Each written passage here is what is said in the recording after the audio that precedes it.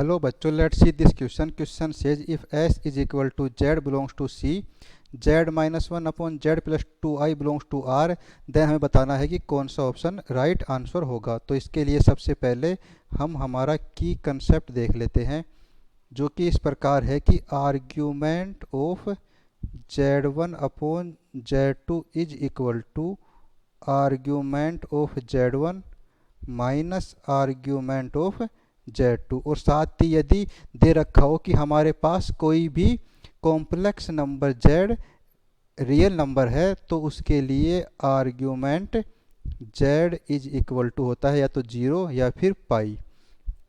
अब हम देखते हैं कि जो हमारे पास ये दिया हुआ है कि ये जो कॉम्प्लेक्स नंबर है ये एक रियल नंबर है, सो इसके लिए आर्ग्यूमेंट का मान या तो 0 होगा या फिर पाई होगा। तो हम कह सकते हैं कि argument of Z minus iota upon Z plus 2 iota is equal to 0 और पाई।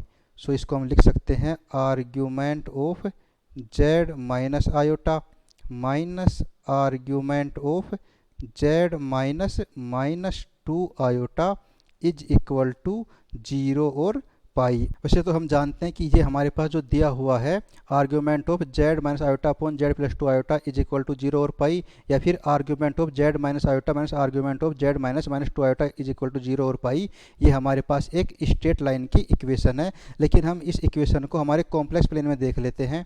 तो सपोज यहाँ पर जो हमें दे रखा है Z माइनस आयोटा और यहाँ दे रखा है Z माइनस 2 आयोटा। सो इस कॉम्प्लेक्स प्लेन में यहाँ पर तो आ जाएगा हमारे पास आयोटा और यहाँ पर आ जाएगा -2 आयोटा।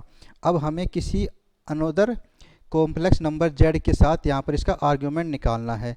सो सपोज अगर ये Z यहाँ पर होता है तो इसके साथ निकालेंगे आर्ग्यूमेंट, तो ये इस प्रकार बनेगा, और ऐसे ही इसके साथ निकालने के लिए हमको ये ऐसे मिलाना होगा।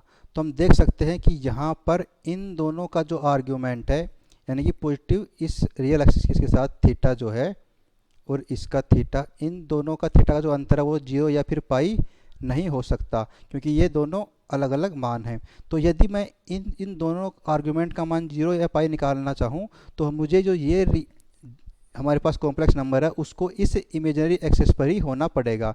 सो सपोज अगर मैं यहाँ पर Z लेता हूँ तो यहाँ पर दोनों के सापेक्ष इस आयोटा एंड -2 आयोटा के रेस्पेक्ट में इसका आर्गुमेंट होगा इक्वल होगा, जिसका डिफरेंस 0 आ जाएगा। और ऐसे यदि मैं यहाँ पर लेता हूँ तो यहाँ पर इन दोनों के रेस्पेक्ट में इसका आर्गुमेंट इक्वल होगा, तो यहाँ पर भी 0 आ जाएगा डिफरेंस। लेकिन अगर मैं यहाँ पर लेता हूँ Z को, तो इन दोनों का जो आर्ग्यूमेंट है उनका डिफरेंस आएगा पाई। सो हम कह सकते हैं कि हमारे पास जो कंडीशन दे रखी है उसके हिसाब से ये जो Z है वो इमेजिनरी एक्सिस पर ही मूव करेगा। तो हम कह सकते हैं कि जो ये हमारे पास है S, वो क्या है, एक स्ट्रेट लाइन है in the complex plane. So option B is the right answer. I hope you understood. All the best.